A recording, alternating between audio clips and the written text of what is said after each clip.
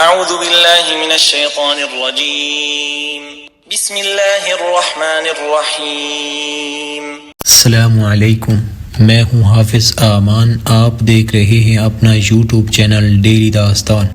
اسے میں کیوں محبت سے نہ دیکھوں، وہ میرا پہلا پیار ٹھہرا۔ ناظرین کرام، یہ ایک واضح سی حسین حقیقت ہے کہ انسان جب اپنے اللہ کی طرف رجوع کرتا ہے تو فقط کامیابی ہی حاصل کرتا ہے۔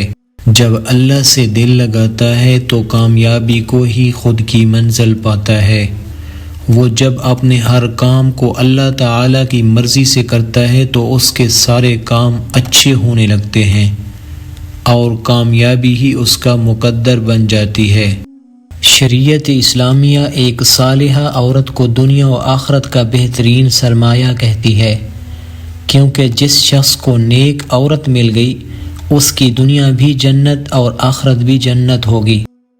اس کی عقلی دلیل یہ ہے کہ جب عورت نیک ہوگی تو وہ اپنے تمام فرائض جو اس کے خاوند کے ہوں گے، جو اس کے میاں کے ہوں گے، جو اس کے ہسبینڈ کے ہوں گے، وہ تمام کے تمام پورے ادا کرے گی۔ اسی طرح جو اس کی اولاد کے حقوق ہوں گے وہ بھی پورے کے پورے واقف ہوگی ان سے، ان کو بھی ادا کرے گی۔ تو اس طرح اس کا گھرانہ دنیا میں ہی جنت کی مثال بن جائے گا۔ اسلام نے عورت کو تقدیس عطا کی ہے، اسے بلند مرتبت عطا کی ہے۔ پس عورت بیٹی ہے تو اپنے والدین کی آنکھوں کی ٹھنڈک ہے، بہن ہے تو بھائیوں کی غیرت ہے، بیوی ہے تو اپنے شوہر کی عزت و عصمت ہے، ماں ہے تو جنت اس کے قدموں میں رکھ دی جاتی ہے۔ نیک عورت کی نمایاں اوصاف: جو نیک عورت ہوگی وہ ماں باپ کی فرما بردار ہوگی۔ جب ماں باپ کے ماتحت ہوتی ہے تو ان کی فرما بردار اس حد تک کہ ان کے آگے اف تک نہیں کہتی، اور جو وہ حکم دیں انہیں برضا و رغبت کرتی ہے۔ حیا کی پاسدار ہوتی ہے نیک عورت۔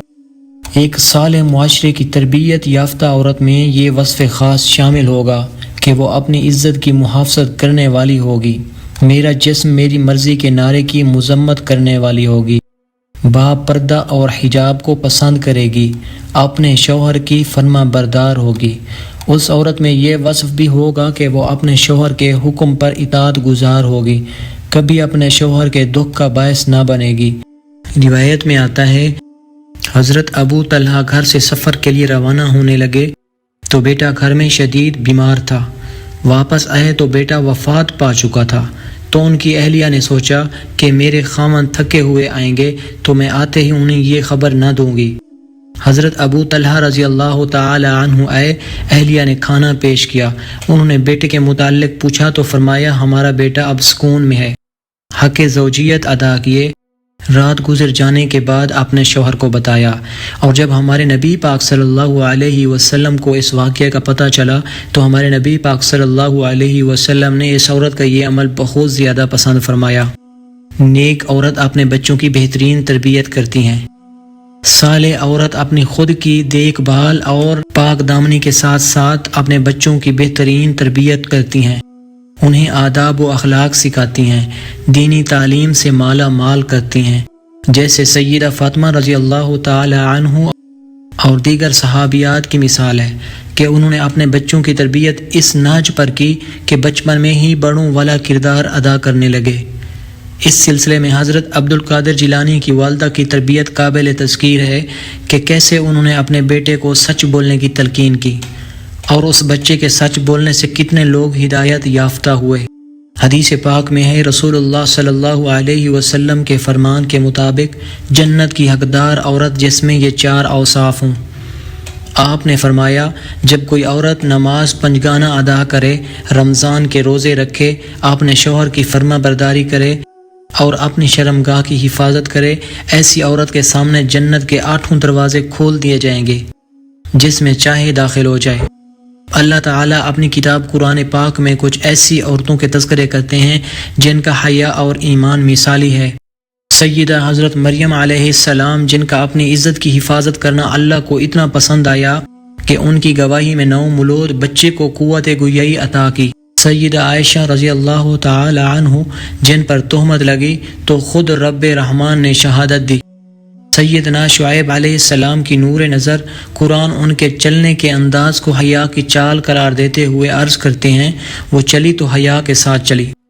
حضرت ابو ہریرہ رضی اللہ تعالی عنہ بیان کرتے ہیں کہ نبی پاک صلی اللہ علیہ وآلہ وسلم کی بارگاہ میں حضرت جبرائیل علیہ السلام آ کر عرض گزار ہوئے، یا رسول اللہ صلی اللہ علیہ وسلم، یہ ختیجہ ہیں جو ایک برتن لے کر آ رہی ہیں جس میں سالن اور کھانے پینے کی چیزیں ہیں، جب یہ آپ کے پاس آئیں تو انہیں ان کے رب کا اور میرا سلام کہیے، اور انہیں جنت میں موتیوں کے محل کی بشارت دے دیجیے جس میں نہ کوئی شور ہوگا نہ کوئی تکلیف ہوگی۔